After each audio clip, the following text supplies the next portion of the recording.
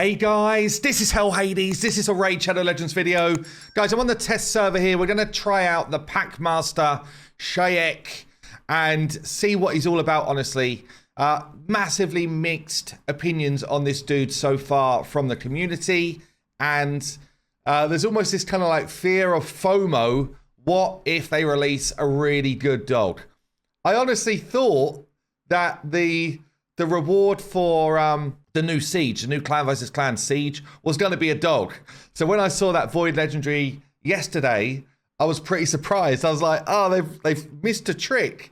Because, you know, if you want some engagement on your fusion, if you're telling people a big dog is coming, then potentially they would have given a bit more love to this guy, or at least people would have been more interested in the fusion of this guy. So I'd like to thank Raycon for sponsoring this video. If you want to tune into something important and you want to tune out of all the noise around you, well, the Raycon Everyday Earbuds have just got better with their active noise cancellation feature. My life is certainly very hectic.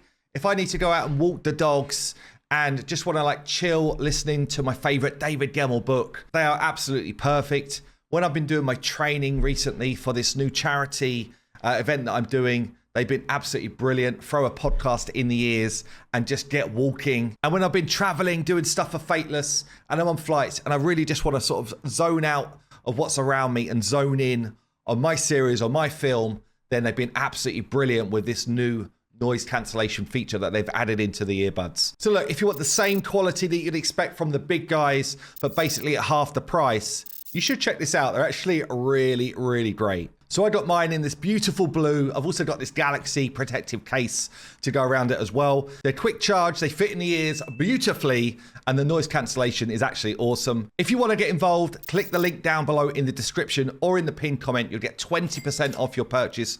You'll also get free shipping as well. Thanks again, Raycon, for sponsoring this video. Let's get back to it. Let's go over his skills real quick and see what's going down. So we've got the A1 here, 50% chance to put decreased defense on, goes up to 70.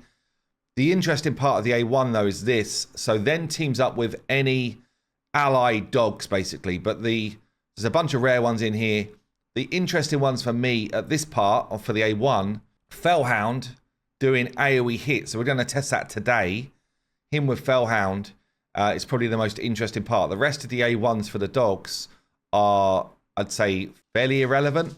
Don't know. I don't think any of them are really anything too big. So, but Fellhounds could be quite interesting.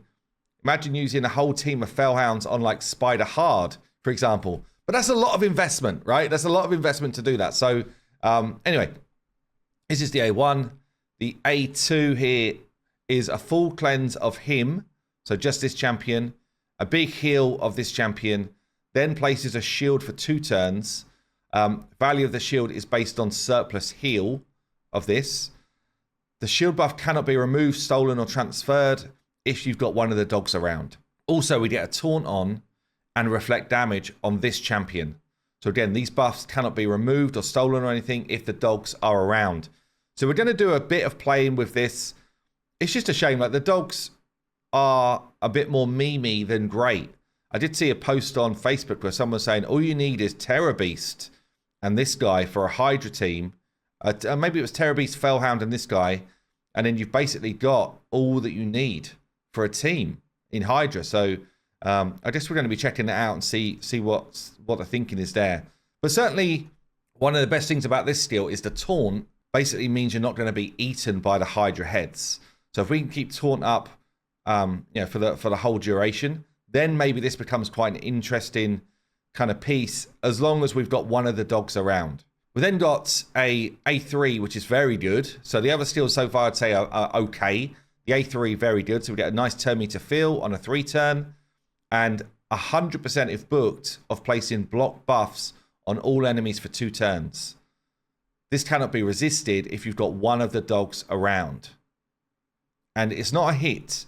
So this is going to go on irrelevant of, as long as it's not block debuffs, this is going to go on irrelevant of affinity and all that type of stuff. So this is quite a nice A3. Then got a passive. When attacked, don't forget he's got taunt, places Hex on the attacker for 1 turn. Ally attacks on targets under Hex debuff placed by this champion deal 20% more damage.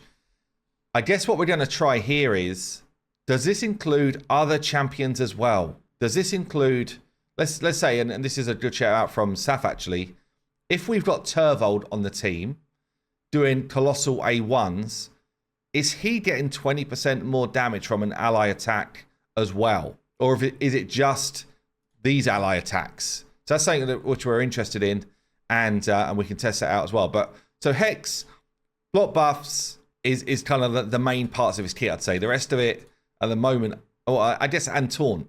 So yeah, it might end up being one of these champions you don't want to miss, because if a really good dog comes out, wow, what a champion to miss. So it's a bit of a tricky one. Speed in all battles as well. Anyway, I'm gonna get it built out, and then we can see what's going on. Okay, let's take a look here. So Terror Beast, I don't get the attraction in that Facebook message on Terror Beast, honestly. So 20% chance of increasing the cooldown of a skill, attacks 2 times at random, places reflect damage on all allies. This the only reason I've ever used Terror Beast ever is to get reflect damage up on my team for Fire Knight. That's all I can think that he's useful for. And if I think about this dog group for Fire Knight, for like Cintranos or for normal Fire Knight, they're kind of decent with this guy. So you've got ally attack, but most of them are single target hits. But this reflect damage is okay. I just can't see that Terror Beast is useful really in anything. So I think Terror Beast is out. Fellhound we know is good. So Fellhound we're going to utilize. Who else have we got here? Hound Spawn, single target again, double hitter. Hound Spawn and Hellfang together are good with this skill, but this isn't really going to work in boss encounters. This is just for waves of enemies. And again, the A1 is not really up to much, which is what we're going to be using the PACKMASTER for, right? So the A1's not up to much. This is great, but only when the enemy are frozen, and we don't get freezes away on bosses. So again, not really worthwhile. It's like, I don't want to misdirect anybody with this video. This is not someone who's worth building. Is this Hellfang already? Is this Hellhound? Is Hellhound in the group? I don't think so. Don't even have one, but I don't think worth building either. So we're really struggling with good dogs. Yeah, in terms of this list, Terror Beast, I think useless. Hound Spawn, Hellfang, pretty much useless. Let's check Stitch Beast and Door. Do I have any of these sitting around? Yes. Stitch Beast, I think, is all about his A3, right? So got turn meter reduction here. The A1's just a double hitter. Not worth building out, in my opinion. This ability is actually kind of cool for like faction wars and stuff, but again, not really worth building out, in my opinion. So let's just check Door as the last one. Double hitter again. So you've got a couple of double hitters again for Fire Knight type stuff. Could be interesting to get that shield down, but I think you've just got better options, honestly. Damage increases by 20% if it's a crit. Will ignore shield and block damage. Yeah. So I think the only one that I'm going to entertain in this video is Fellhound, because the rest of the dogs are dog. And as I said, I don't want to mislead anybody with how useful this fusion could be. So anyway, let's get... what I've done is I've built the PACKMASTER out, and we only need one dog, by the way, to activate everything. So that's worth thinking about. It's only one dog to activate, and Fellhound, as I say, is actually kind of good. So we might still get a champion that's worth thinking about here, but it does mean now that this is only attacking with one dude, albeit Fellhound on the A1, decreased speed, really good Hydrra mechanic, really good mechanic for damage. So this could be interesting. All of this becomes active if Fellhound's around, and all of this is active if Fellhound's around as well. And this part, when this champion is attacked, any ally, sorry, all of the dogs will counter. It's pretty interesting if we had multiple Fellhounds, but it's hard to sell that to you guys as viable for building them out, because they do need to be 60s to get the benefit. But anyway, this part's pretty interesting as the kind of like counter attack mechanic. What's really interesting is if they release a legendary or mythical or some sort of dog that's actually freaking awesome. That is what would be really interesting. And I think they will based on what they said. So yeah. Anyway, in terms of the build, because he doesn't hit, no hits here, no hits here, no hits here. This is the only ability that does any form of damage. So I've just gone for accuracy and speed and then defensive stats. So I've gone for 250 speed. We've got 460 accuracy. I wasn't looking for a specific number. I was just building stuff that had accuracy in it. So perception gear. And then we've got a good amount of defense and a good amount of HP. I was even wondering about the kind of like funky sets. Is there anything that makes tons of sense? You might build a bolster set if you were mainly focused on, you know, waves of enemies. That could be a good one. Otherwise, I'm not really sure. I guess he's going to take a bunch of damage. So, you know, you could build him in something like Defiant gear or Stalwart gear, that type of thing. But even though if you've got a dog here, this is irresistible, I still think you need accuracy to place this, which is a big part of his kit. So I think you need accuracy whatever, and you do need accuracy for this. So it does feel like the irresistible part is a bit of a meme. Honestly, it feels like this is a bit of a so what type of vibe. So yeah, it's just a bit wonky so far. In terms of masteries, I've just gone for offense with War Master, and then for the A1 only, I don't know if it's even worth the War Master, honestly. You might be better off just going pure support and defense, because how many times are you actually going to hit with War Master with his A1? Probably not that often. So you might even be better off just going support and then defense tree, and yeah, making more use of him staying alive, potentially. There's lots of ways you could go with this guy, I think, because ultimately he's in there to enable everything else. You know, and with his taunt and stuff like that. I was also wondering if really we should be going high resistance if we were thinking of like a Hydrra comp and pumping his resistance up so that other buffs on him are not stolen, because as long as you've got a dog, all of these buffs are irremovable. They're protected. Therefore, these cannot be stolen by the enemy, but other buffs will be possible to be stolen. So again, all of this, a bunch of his stuff just doesn't quite line up, because you still have to build the things which it's basically telling you don't need to build to make him effective. But maybe there is something in lower level, you know, Hydrra, where this type of thing becomes your entry into getting Hydrra dead. That's probably, I think, his best use case right now. Okay, so I've got a Fellhound built out here in a damage build. So 4k defense, quite fast, 230 odd speed, 100% crit rate, 240 crit damage. We do have a bit of accuracy to try and land the decreased speed. So that is with an accuracy banner on. We've got Helm Smasher as our mastery.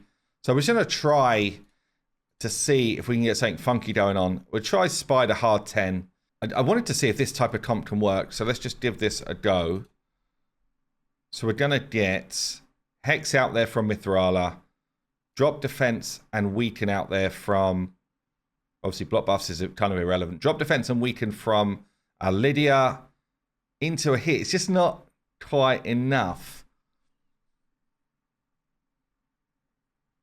Maybe if I was to A1 as an opener and get the ally attack away first.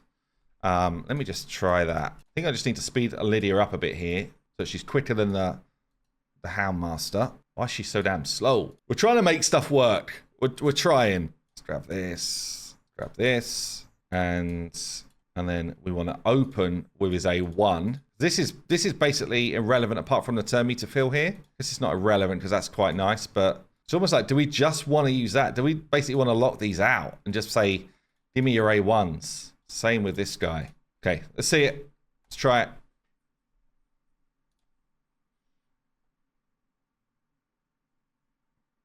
We are clutching at straws a little bit, I'm not going to lie.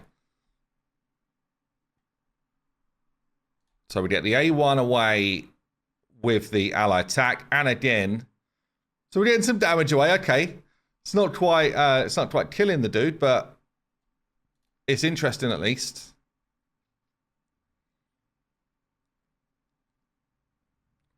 There could be something in this. I will say though, if you're at the point where this is the build, are you just killing this easier than this anyway?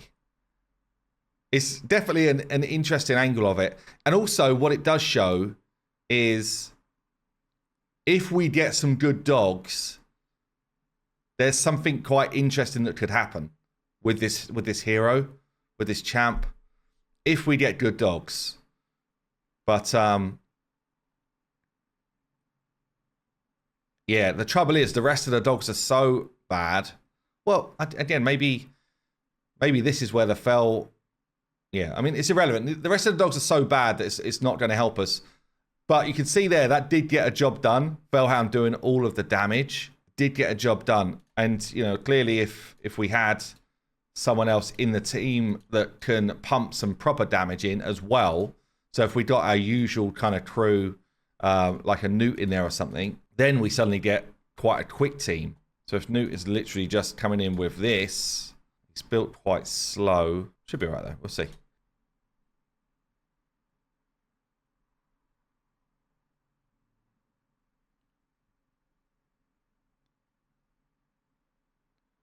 That's not quite enough damage. What changed? What changed, everyone? How did we kill it first time around? Not this time. Probably just War Master hits and stuff.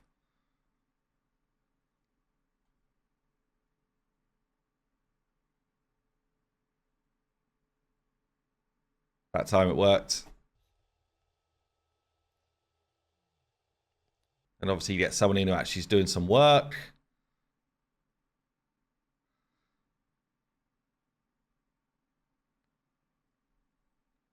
Yeah, I don't know. I think this side of it is just trying to make something happen, which probably isn't quite there. So let's go on to Hydrra and just consider, is Hydrra going to be the area where this is? I mean, it's what he's built for, right? His kit is Hydrra focused. So let's take him to the place where he's actually meant to be played. Okay, so we're bringing in a bunch of scoundrels here. I'm just going to go on against normal to start with and see how we're getting on. I might have too much power in my dudes for normal. I just wanted to bring a team that potentially people might have some of these champs. And then we're thinking about him placing block buffs, which is a great debuff to get out there, right? So that's one thing.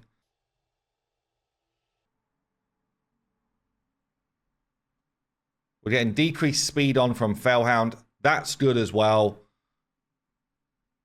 I'm just wondering though, would you bring Fellhound normally? Like, so if this guy wasn't in the squad, would you bring Fellhound? Probably not, but then we're also now talking about someone that can cast Taunt on themselves, shield themselves, all that type of stuff. Interesting, I'm just seeing him on full auto here just to see what he does. And I've not seen Taunt pop up yet, unless I'm going crazy. So let me just... Does he ever Taunt on auto? Maybe he did it and he just got true feared.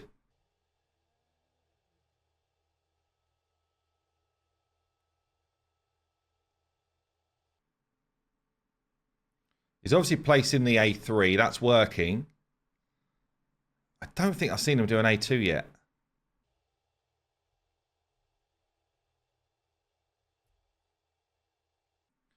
So his A2 is available. But he's just A1 in. So the AI is basically saying the A1 is more valuable than the A2 all the time there's a dog around at the moment. And don't forget, we're on the test server so we can feed this stuff back. But it looks like he's not doing any form of A2 whatsoever there. Let's just force him to do it now. We're like, dude, do you realize you've got another skill? Like, why wouldn't you use it? I'm also thinking as well, let's just save that. We could do with someone that's provoking, just so that we're not taking all of that annoyance. Okay. Let's go again.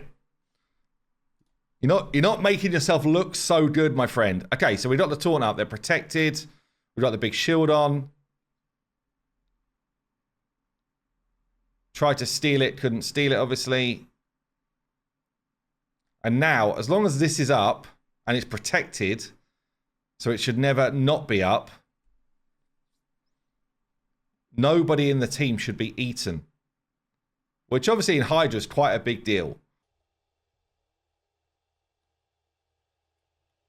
The trouble with Hydrra is, so you need a number of things covered here. We're not covered a way to deal with the Head of Torment in this squad.